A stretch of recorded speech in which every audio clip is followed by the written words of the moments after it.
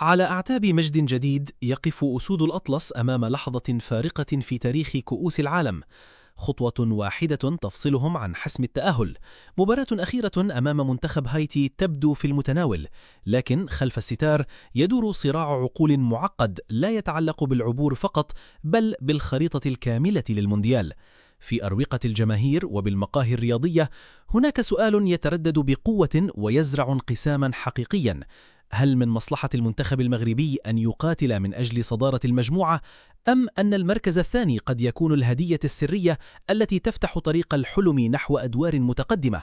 في البطولات الكبرى علمتنا كرة القدم أن الركض خلف المركز الأول قد يكون أحيانا اندفاعا نحو حقل ألغام، وأن ذكاء المسارات يفوق قيمة التتويج المؤقت بصدارة المجموعات. الجميع يبحث عن الصدارة بدافع الكبرياء والغرور الرياضي، لكن لغة الأرقام والتكتيك في هذا المونديال تفرض حسابات مغايرة تماما قد تقلب الأمور رأسا على عقب. الخيارات المتاحة في الدور القادم ليست مجرد أسماء لمنتخبات، بل هي هويات كروية مختلفة ستحدد بشكل قطعي مدى قدرة المدرب محمد وهبي على قيادة المجموعة إلى أبعد نقطة ممكنة. نحن لا نتحدث هنا عن حسابات الخوف، بل عن قراءة باردة لواقع المنافسة، حيث يمكن لترتيب مباراة واحدة أو تفصيل صغير في الأنفاس الأخيرة من دور المجموعات أن يغير مسار الرحلة كاملة، إما نحو مواجهات كاسرة العظام في ربع النهائي، أو نحو ممر آمن يمهد الطريق لتكرار إنجاز التاريخ أو تجاوز حدوده. المعادلة تبدو معقدة للغاية في المجموعة السادسة المتقاطعة مع مسار المغرب، وهي المجموعة التي تضم هولندا واليابان والسويد. السيناريو الحالي يضع متصدر مجموعة الأسود في مواجهة مباشرة مع صاحب المركز الثاني من تلك المجموعة، بينما يتجه وصيف مجموعة المغرب لمقارعة المتصدر هناك، والذي تشير كل المعطيات والدلائل أنه سيكون المنتخب الهولندي. الطواحين الهولندية لا ترحم في المواعيد الكبرى، وإنهاء دور المجموعات في المركز الثاني يعني الاصطدام الفوري بهذا الغول الأوروبي في أول مباراة إقصائية. هذا المعطى يجعل الكثيرين يرتعبون من فكرة التخلي عن الصدارة، خوفا من الخروج المبكر وصدمة نهاية الرحلة سريعا. لكن المثير في الأمر هو أن الحسابات لا تتوقف عند حدود المباراة الأولى، فالمتأمل في تفاصيل المجموعات يدرك أن الهروب من هولندا عبر الصدارة قد يعني السقوط في فخ خفي لا يقل خطورة. إذا أفلت المغرب من هولندا وتصدر مجموعته، فإنه سيواجه غالبا اليابان أو السويد، واليابان تبدو المرشحة الأبرز لاحتلال المركز الثاني. مواجهة الكمبيوتر الياباني في الدور القادم ليست نزهة على الإطلاق، بل هي معركة تكتيكية من الطراز الرفيع، تتطلب مجهودا ذهنيا وبدنيا خارقا، مما يعني أن الصدارة لا تضمن خصما سهلا، بل تضمن فقط اسما مختلفا بطموحات شرسة وأسلوب لعب معقد للغاية. إذا وضعنا الخصوم الثلاثة المحتملين تحت مجهر التحليل الفني، سنكتشف تباينا مرعبا في نقاط القوة والضعف. المنتخب السويدي يمثل المدرسة الاسكندنافية الكلاسيكية القائمة على القوة البدنية الهائلة، الاندفاع البدني في الكرات الهوائية، والاعتماد على أسماء مرعبة في الخط الأمامي قادرة على تحويل نصف فرصة إلى هدف قاتل.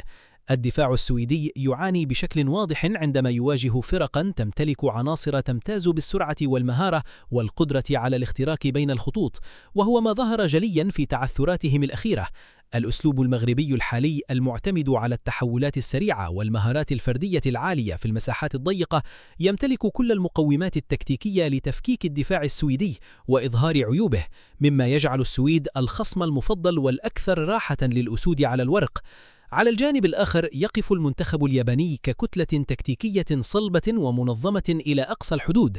هذا الفريق لا يلعب بأسماء رنانة، بل بمنظومة جماعية تتحرك بدقة الساعة الإلكترونية، حيث يضغط بشكل ذكي في مناطق صناعة اللعب ويغلق كل المنافذ المؤدية إلى مرماه، وينطلق في مرتدات خاطفة وقاتلة مستغلا السرعات الخيالية للاعبيه. نقطة ضعف اليابان الوحيدة تكمن في الصراعات البدنية المباشرة والكرات الثابتة بسبب قصر القامة النسبي، وهنا يمكن للمغرب فرض تفوقه البدني. أما الغول الهولندي فهو التحدي الأكبر، منتخب متكامل يمتلك جودة فردية خارقة وجاهزية تكتيكية تسمح له بفرض إيقاعه على أي منافس في العالم، مع وسط ميدان قادر على خنق الخصوم، مما يجعله مواجهة اختبار من العيار الثقيل يتمنى الجميع تأجيله.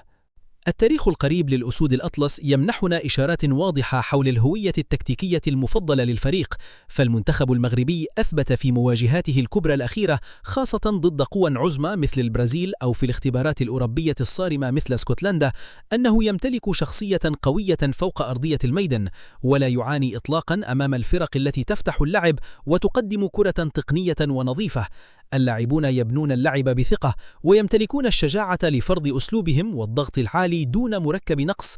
المفارقة العجيبة هي أن المشاكل الحقيقية لمنتخبنا تظهر دائما عندما يصطدم بمنتخبات تمتلك دفاعا بدنيا مفرطا وقوة جسمانية هائلة تسد المنافذ وتعتمد على الصراعات الثنائية العنيفة، تماما كما حدث في المعارك الإفريقية المعقدة ضد السنغال أو نيجيريا في الأدوار المتقدمة.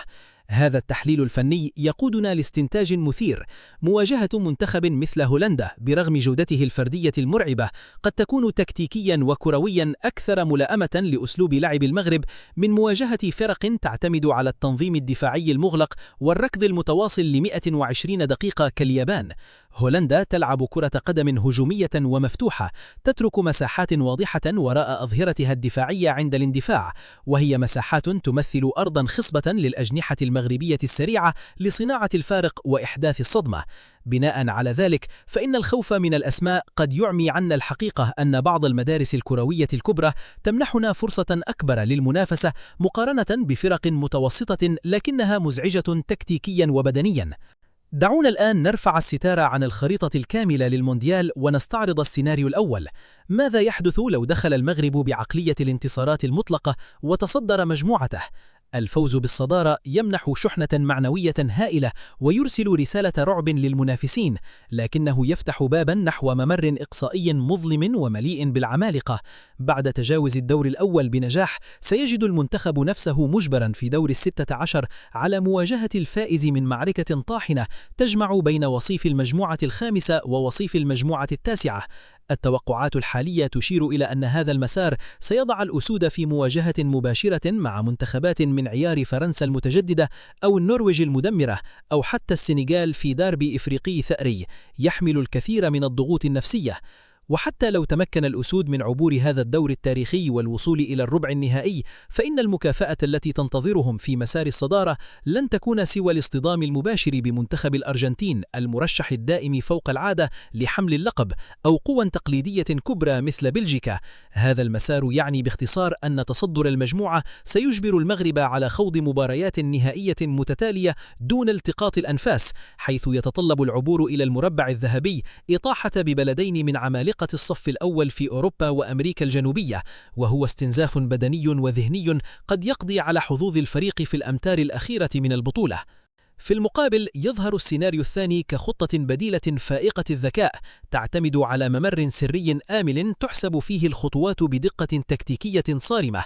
التأهل في المركز الثاني يعني قبول التحدي الأكبر أولا، ومواجهة هولندا في دور 32، وهي مباراة بمثابة قمة حارقة وصادمة.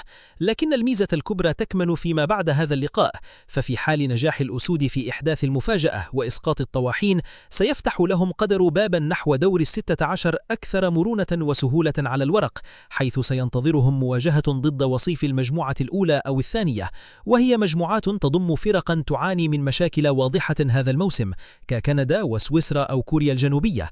مواجهة كوريا الجنوبية العاجزة دفاعيا في الفترات الأخيرة، أو سويسرا التي تعيش مرحلة تجديد وبناء، أو كندا التي يمتلك المغرب تفوقا تاريخيا ونفسيا عليها، تعد فرصة ذهبية لا تتكرر للوصول إلى ربع النهائي بأقل الأضرار البدنية الممكنة. وفي دور 8 سيتجنب هذا المسار تماما البعبع الأرجنتيني، لتنحصر المواجهة المحتملة بين ألمانيا المرتعدة أو النرويج، وهي منتخبات برغم قوتها تظل بمتناول التكتيك المغربي الذكي. المركز الثاني يفرض تضحية كبرى في المحطة الأولى، لكنه يضمن مكافأة ضخمة في المحطات الموالية تجعل حلم النصف النهائي قريبا وقابلا للمس. التاريخ يعيد نفسه دائما في المونديال، والمدربون الكبار يدركون أن التخطيط الاستراتيجي للمسارات ليس عيبا، بل هو قمة الذكاء الرياضي. الجميع يتذكر كيف تلاعبت إسبانيا بالترتيب في النسخة الماضية، واختارت بوعي تام التراجع للمركز الثاني لتفادي طريق البرازيل وكرواتيا المرعب، مفضلة الممر الذي كان يتواجد فيه المغرب والبرتغال، ظنا منها أنه الأسهل. ورغم أن السحر انقلب على الساحر حينها بفضل بسالة الأسود، إلا أن الفكرة الاستراتيجية تظل قائمة وتدرس في علم إدارة البطولات الكبرى. اختيار المسار الأقل وعورة يعزز فرص البقاء ويوفر الطاقة للمعارك الحاسمة. الكرة الآن في ملعب الطاقم التقني واللاعبين، والسيناريوهات واضحة وضوح الشمس. هل يدخل المغرب مباراة هايتي بهدف اكتساح الصدارة واللعب بعقلية البطل الذي لا يبالي بهوية الخصوم، مستعدا لمواجهة فرنسا والأرجنتين، أم يدير المباراة بهدوء وثعلبة تكتيكية تضمن له المركز الثاني والاصطدام بهولندا أولا لتأمين ممر ذهبي نحو المربع الذهبي؟ هذا الانقسام الاستراتيجي هو متعة كرة القدم الحقيقية. وأنتم، ما هو رأيكم؟ هل تفضلون صدارة تعلن الهيبة ومسارا كاسرا للعظام، أم مركزا ثانيا ذكيا يفتح طريق المجد؟